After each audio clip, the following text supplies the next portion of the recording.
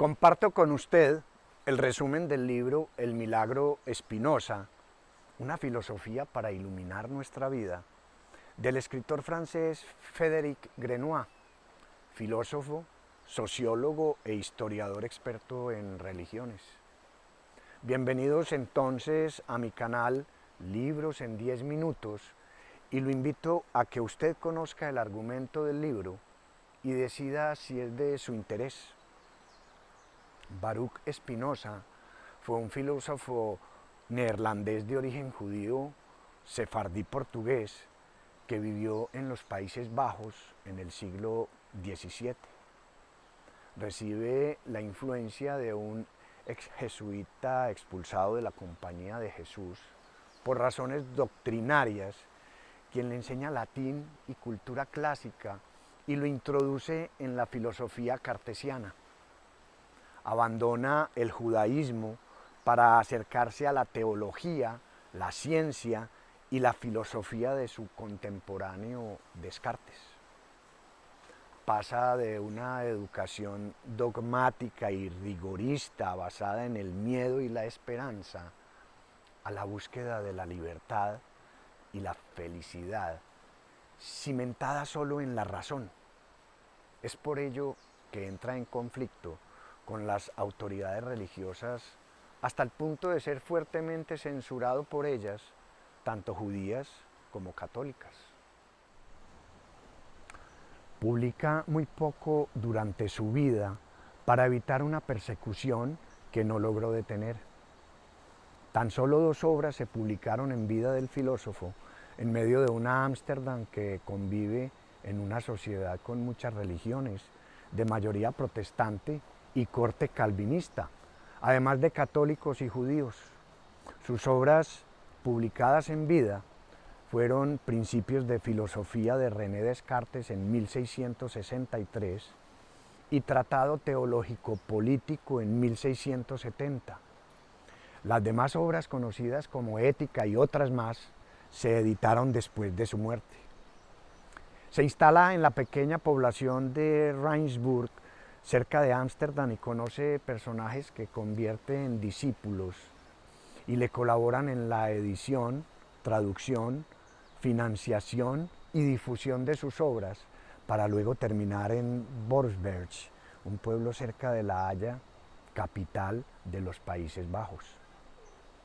Se convierte en un verdadero revolucionario político religioso, cuya ambición se concentra en defender la libertad de pensamiento. Denuncia a los teólogos que mantienen al pueblo en la ignorancia, afirma que la superstición expresada en la religión es el mejor método de dominación, propone la lectura de las Sagradas Escrituras con la ayuda de la razón para entenderlas en su verdadero contexto histórico, y manifiesta que los profetas no es que tengan un pensamiento perfecto, sino una imaginación más viva. Para Spinoza, el discurso profético no debe tomarse al pie de la letra, sino que hay que interpretarlo, o mejor, relativizarlo, pues es relativo a la imaginación, opinión y modo de vida de cada profeta.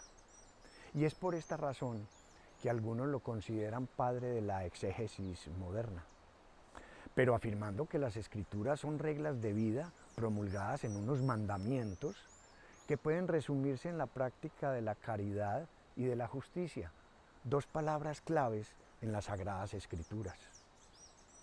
Spinoza es atacado ferozmente por el cristianismo y declarado ateo por la Iglesia cuando afirma no creer en el Dios creador, personal y providencial de la Biblia.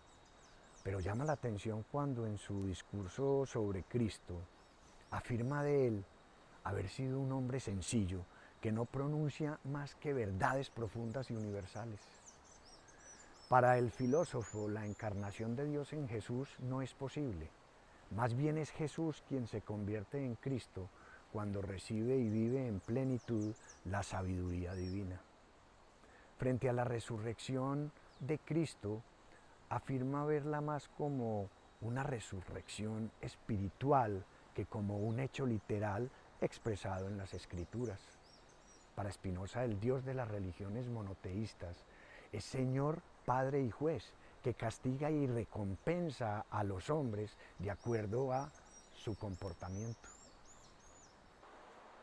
Explica cómo el hombre siempre ha buscado darle un sentido al mundo, a los fenómenos naturales y a su existencia, asumiendo que las cosas existen porque Dios las ha dispuesto para nosotros, proporcionándonos unos recursos para sobrevivir y que como resultado de ello, cada uno de nosotros, siguiendo un estilo propio, le rendimos culto. Pero el Dios de Spinoza es muy diferente, definiéndolo como sustancia única de todas las cosas, que se basta a sí mismo, un ser que engloba la totalidad de lo real, identificándolo como Deus sive natura, que no es más que Dios o naturaleza. Pero la palabra naturaleza, no como la entendemos nosotros, no son las flores, ni las plantas, ni los pajaritos. Es el cosmos entero, es todas las dimensiones visibles e invisibles, materiales y espirituales. Spinoza no es materialista ni espiritualista, es ambas cosas a la vez, pues para él el mundo está hecho tanto de materia como de espíritu, y por ello las dos son inseparables. Para entender un poco más este concepto del Dios de Spinoza, lo invito a entrar a YouTube y colocar en el buscador el Dios de Spinoza. Allí podrá complementarlo y entenderlo mucho mejor. En su obra Ética, demostrada según el orden geométrico, un título bien sui generis, por cierto, invita a organizar la vida de los humanos no mediante lo que debemos hacer, sino sobre lo que queremos hacer, pero bajo la lupa de la razón. Con ello es posible disminuir la tristeza y aumentar la alegría, hasta lograr la beatitud suprema, es decir, la serenidad y la paz. No es ver la ética como un axioma moral, sino más bien como aquello que afecta nuestro comportamiento para bien o para mal, buscando siempre la gestión del deseo como concepto clave para alcanzar la felicidad y la plenitud.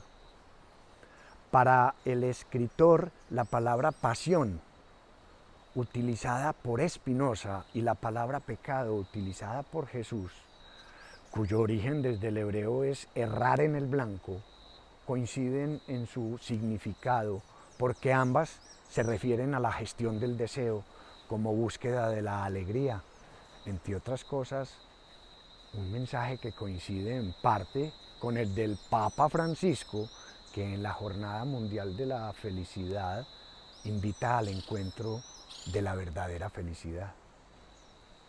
Como complemento de lo anterior, nos lleva el escritor al asunto del bien y del mal, esbozado por el filósofo. Para Spinoza no hay que partir de la concepción tradicional que afirma que deseamos una cosa porque es buena, no. Para él una cosa es buena cuando la deseamos.